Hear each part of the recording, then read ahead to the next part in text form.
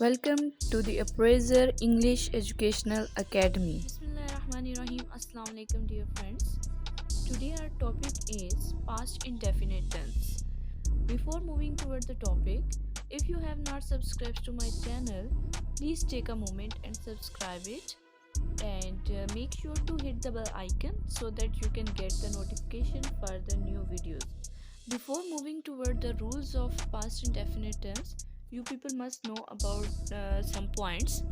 So first one is subject, that you must know that what is the subject in the sentence. So subject वो है जो action कर रहा है in the sentence, ठीक है। जो भी डूअर है, जो एक्शन परफॉर्म कर रहा है, उसको हम कहते हैं सब्जेक्ट। सब्जेक्ट टू टाइप्स के होते हैं, singular and plural subjects.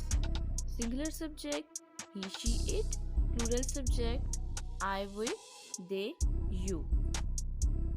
Next is verb. Verb is the action word. जो भी एक्शन परफॉर्म हो रहा है वो एक्शन, उसको हम कहते हैं verb. Next is helping verb. Helping verb basically help करता है to the main verb को, जो main एक्शन परफॉर्म हो रहा है उसको help करता है, और हर टेंस का डिफरेंट होता है helping verb. Next is the object. Object जिस पे काम हो रहा है सेंटेंस में, जिस पे काम हो रहा है उसे हम कहते हैं ऑब्जेक्ट, और जो काम कर रहा है उसे हम कहते हैं subject. Past indefinite tense basically वो टेंस है या वो एक्शन है जो कि पास्ट में अकर हुआ है। सो हम इसको आइडेंटिफाई कैसे करेंगे? For the identification of past indefinite tense you must think about the ending of the sentence.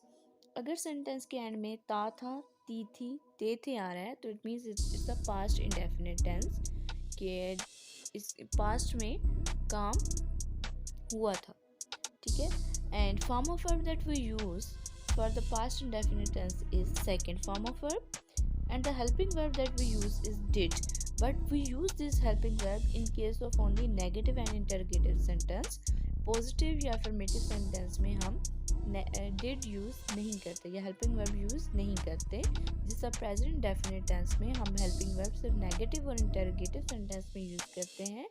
उसी तरह पास्ट इंडेफिनेट टेंस में भी नेगेटिव और इंटरोगेटिव सेंटेंस में ही हेल्पिंग वर्ब यूज़ होगा। Now let's discuss the positive and affirmative sentence of past indefinite tense. So here is the formula for past indefinite tense. Very simple, very easy sentence structure formula, that you have to write subject first, then verb and then object, क्योंकि helping verb इसमें simple positive sentence में use नहीं होता, सो इसलिए हमने सिर्फ subject लिखना है, वर्ब लिखना है और ऑब्जेक्ट लिखना है। फॉर एग्जाम्पल वो स्कूल जाता था, तो हम इसको कैसे लिखेंगे? He went to school, because हमें second form of verb use करनी है।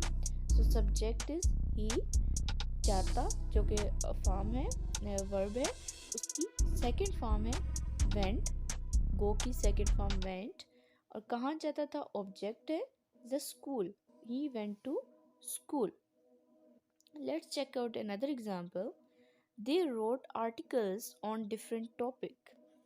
So here again second form of verb is used here. Write की second form wrote है. They wrote articles on different topics. Next example is I took tea. Took is the second form of take. So I took tea is the past indefinite tense. Another example, you solved the sum. You solved the sum. Solved is the second form. तो हमने simple subject use करना है, verb use करना है and object. Now let's discuss the negative sentence of past indefinite tense. So इसका structure formula कुछ इस तरह से होगा। सब्जेक्ट लिखेंगे हम, देन हेल्पिंग वर्ब, उसके बाद नॉट, उसके बाद वर्ब जो कि मेन वर्ब होगा, and then object. For example वो स्कूल नहीं जाता था, तो हम इसको कैसे लिखेंगे? He did not go to school, because helping verb for the past indefinite tense is did, तो हमने सब्जेक्ट के बाद हेल्पिंग वर्ब लगाना है, he did not go to school. अब यहाँ पे हमने स्टार्ट में कहा कि हम second form of verb use करते हैं in the past indefinite tense, लेकिन जब हम नेगेटिव या इंटरोगेटिव में डिड यूज़ कर रहे होते हैं तो उसके बाद हमने सेकेंड की बजाय फर्स्ट फॉर्म लगानी है। He did not go to school, हमें फर्स्ट फॉर्म यूज़ करनी है नेगेटिव और इंटरोगेटिव सेंटेंस में of the past indefinite tense. Let's check out another example.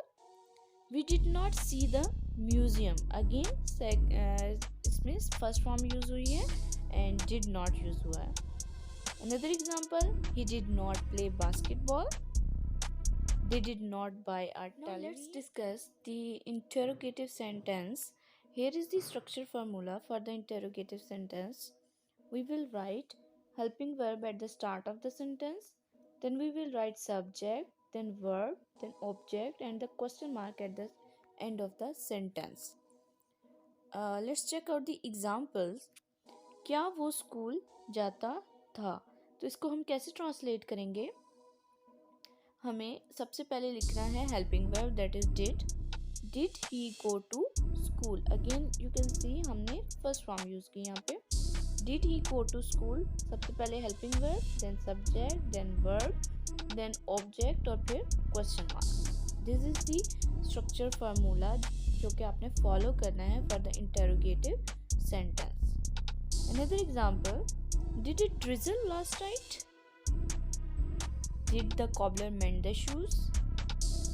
Did he eat food? So these are some examples for the interrogative sentence. I hope this video will be helpful for you. If you like it, please give a thumbs up. And if you have not subscribed this channel, please subscribe it and share it with your friends. Thank you.